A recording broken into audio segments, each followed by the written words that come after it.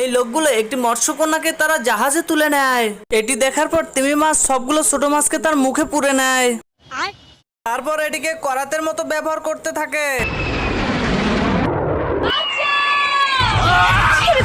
মৎস্যকন্যার ডাক শুনে সবাই বেরিয়ে আসে। আরে গ্যাঞ্জাম লাগছে। কিসের গ্যাঞ্জাম লাগছে? আরে পোলা বাইনের লগে গ্যাঞ্জাম লাগছে। পোলা বাইনের সাথে গ্যাঞ্জাম লাগছে তোমার।